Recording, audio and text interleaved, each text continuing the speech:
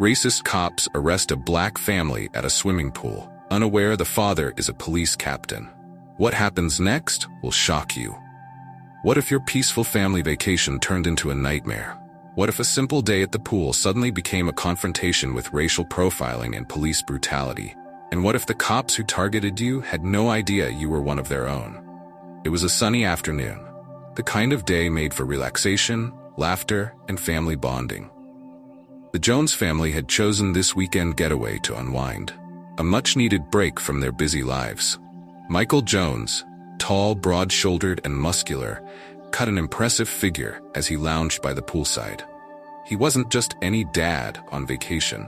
He was a seasoned police captain, a man who dedicated his life to protecting the public and upholding justice. His wife Tamara was smiling as she watched their two young kids, Kayla and Malik, splash around in the shallow end, giggling with joy. This was supposed to be a day of peace. But then, everything changed. How does a family go from carefree to criminal in a matter of minutes? How does the color of their skin turn them into suspects in the eyes of those sworn to protect them? It started with two officers approaching the pool area, their eyes scanning the crowd, but then locking on to the Jones family. Something about the sight of a black family enjoying themselves at an upscale hotel pool seemed to trigger a silent alarm in these officers. The air felt different. Tension started to rise.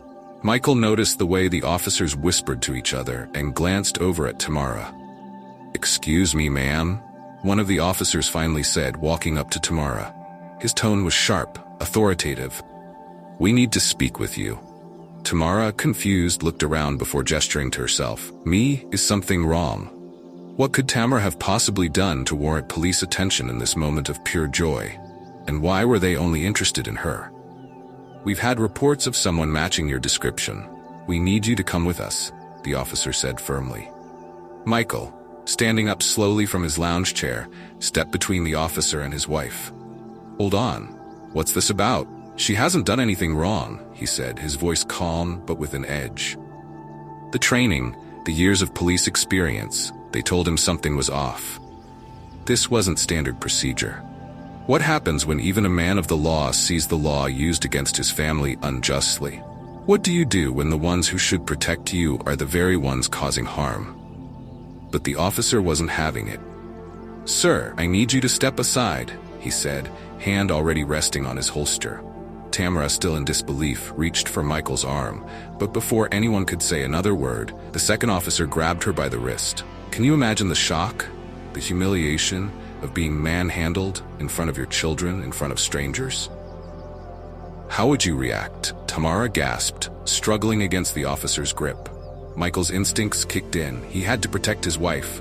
"Get your hands off her!" he shouted, stepping forward. The officer hesitated for a moment, but then shoved Tamara towards the nearby exit. The children began to cry, their laughter replaced with fear. "Daddy, what's happening?" Malik asked, his small voice trembling as tears welled up in his eyes. What would you tell your children in a moment like this? How do you explain that their mother, innocent and loving, was suddenly being treated like a criminal? Michael knelt down quickly to comfort his kids, his heart racing as his mind calculated every move. He could flash his badge, reveal who he was. But he knew the truth. Even a badge didn't erase the color of his skin or stop the assumptions that had already been made. Would revealing his identity de-escalate the situation or make it worse? The poolside crowd had started to gather, murmurs of confusion and concern rippling through them. Some pulled out their phones recording the scene, but no one stepped forward to help. What does it say about society when bystanders watch injustice unfold but feel too afraid or apathetic to intervene? What would you do if you were watching? As Tamara was dragged toward the exit, Michael finally stood tall, his voice steady but thunderous. "I'm a police captain. Let her go." The words seemed to hang in the air for a moment, like a bomb waiting to explode. The officers froze, unsure how to respond. A few moments of silence passed, and then one of them scoffed. "You're a cop?" The first officer sneered, clearly not believing him. "Yeah, right. Prove it. What happens when the very system you serve doubts your word? What happens when your profession can't protect your family from the prejudice baked into the system?" Michael reached into his swim trunks pocket, slowly pulling out his police ID and badge. He held it up, his jaw tight with anger. The officer's face shifted from defiance to shock as he glanced at the badge, then back at Michael. "You really are?" "Yes?" Michael cut him off, his voice cold and simmering with fury. "And you've just assaulted my wife and traumatized my kids. Do you even know what you're doing?" How does a system built to serve and protect devolve into one that terrorizes the very people it's meant to defend? Is this an isolated incident or a symptom of something much deeper? The second officer's grip on Tamara loosened, his face paling as he realized the gravity of what had just happened. We had a report. We were just doing our job," he stammered. But the excuses fell flat. "Doing your job?" Michael repeated, incredulous. "Your job is to protect people, not target them because of the color of their skin. Did you even bother to ask questions? Or did you see a black woman in a pool and make your judgment right there?" His voice was rising now, the years of quiet anger boiling to the surface. "Do you even care who you hurt? Is ignorance ever an excuse for injustice? When does just following orders become an excuse for abuse of power?" Tamara stepped back toward Michael, rubbing her wrist where the officer had grabbed her. "I thought we were past this," she whispered, eyes wide with disbelief.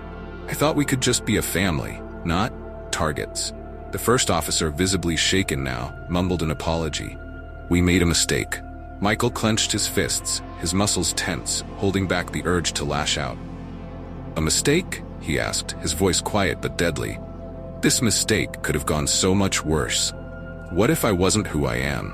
What if I didn't know my rights? Would you have listened? Or would you have escalated it until someone got hurt? How often are these so-called mistakes happening? How many innocent lives have been torn apart by assumptions and prejudice?" The crowd around them had grown silent, the weight of the moment pressing down on everyone. No one could ignore the truth of what had just happened. Phones were still recording. But the officers were no longer in control of the narrative. They had crossed a line, and everyone knew it. "We're going to file a report," Michael said firmly. "And trust me, this won't go unnoticed." What happens next when the system itself is exposed? When those who are meant to uphold justice are caught on the wrong side of it? The officers stammered another weak apology before turning to leave, their confidence shattered. As they walked away, Michael pulled Tamara into a tight embrace, his kids clinging to his legs. The trauma of the moment still lingered in the air, but there was a sense of victory too. But will this one moment of justice be enough to change anything? Or is this just one battle in a much larger war? What will it take for things to really change? As the Jones family stood together, stronger than ever, the poolside crowd began to disperse. But the questions remained, echoing in the minds of everyone who had witnessed it. How many more families have to suffer?